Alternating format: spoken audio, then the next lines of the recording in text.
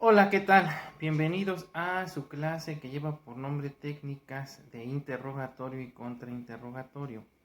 En la última ocasión estuvimos comentando las desventajas o el peligro que representa aleccionar a los testigos dentro de un proceso de corte acusatorio y oral, dado que precisamente las técnicas de interrogatorio y contrainterrogatorio tienen por objeto primordial resaltar las posibles contradicciones en las que pudiera incurrir el testigo al momento de rendir su testimonio ante juez u órgano o tribunal de decisión.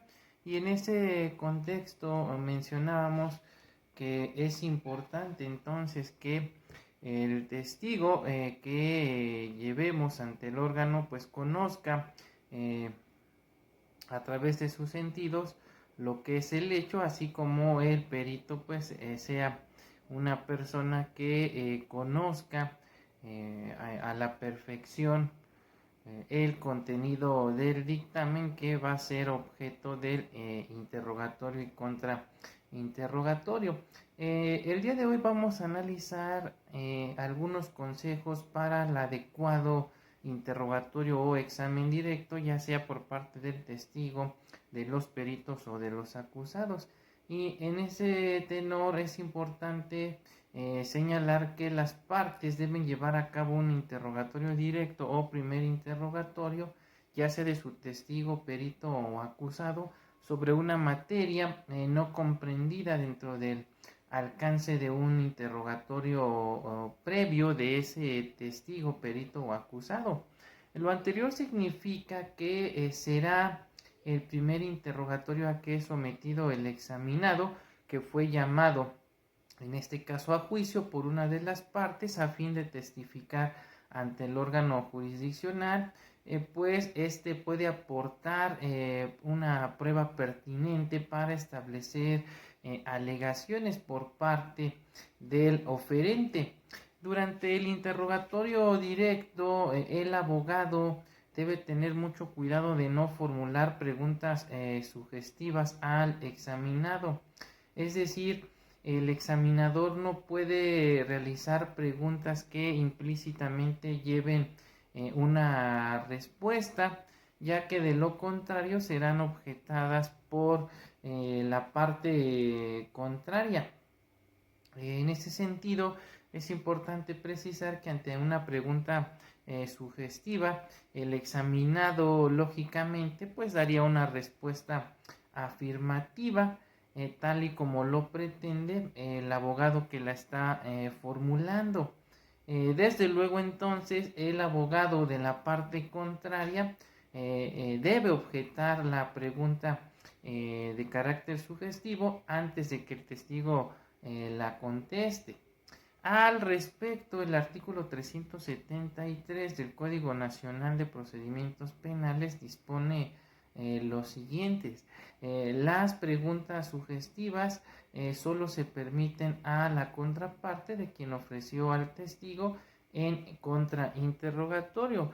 De lo anterior se desprende entonces, como lo precisábamos al inicio del presente video, que cuando se lleve a cabo un interrogatorio directo o primer interrogatorio, el examinador debe abstenerse de realizar preguntas de carácter sugestivo, es decir, que lleven implícita una respuesta, ya que de lo contrario serán objetadas por la contraparte y nos quedaremos entonces sin poder formular la pregunta que pretendíamos realizar.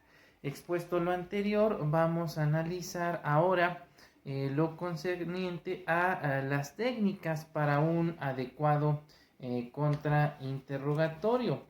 Y en este contexto me voy a permitir analizar lo que al efecto nos comenta el autor Camilo Constantino Rivera, quien refiere que la meta esencial en la técnica del contrainterrogatorio pues es el control del testigo o la ubicación, en este caso del entrevistado, en la realidad material. En ese sentido, el autor en comento nos refiere que como mínimo eh, cada pregunta que formulemos en un contrainterrogatorio debe tener todas y cada una de las siguientes características. En primera instancia, la pregunta debe ser corta.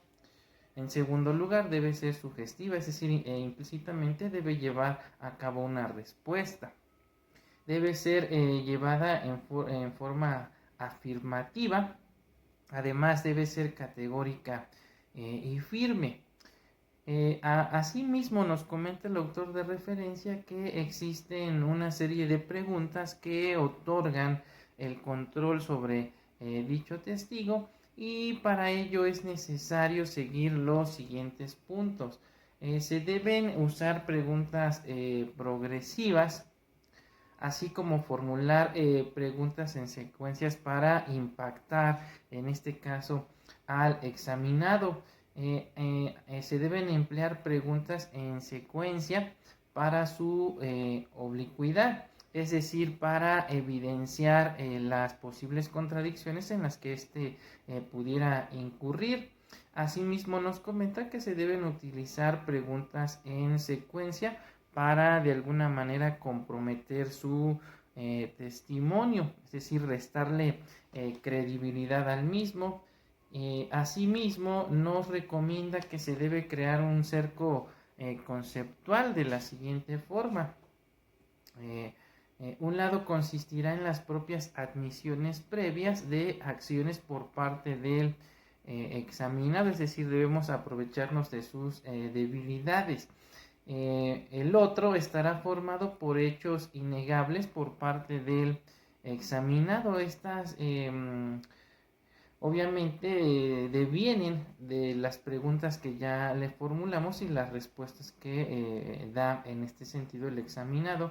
Y en tercer lugar, el interrogatorio estará basado en la plausibilidad del sentido común, o sea, en el éxito que vayamos logrando con nuestro reexamen o contrainterrogatorio a partir de las posibles contradicciones que de alguna manera hayan salido a la luz después de realizar nuestras preguntas a través de contraexamen. Y finalmente nos sugiere que debemos escuchar al testigo e insistirle en una respuesta. Bien, con esto estaríamos dando por concluida la sesión del día de hoy. Les agradezco por la atención prestada y nos estaremos viendo en futuros videos donde ya estaríamos analizando de manera particular cuáles son los tipos de preguntas que debemos realizar en cada una de las fases de los diversos tipos de interrogatorio que hasta ahora hemos analizado. Por el momento me despido. Su amigo y atento servidor, el doctor Eduardo Preciado. Hasta pronto.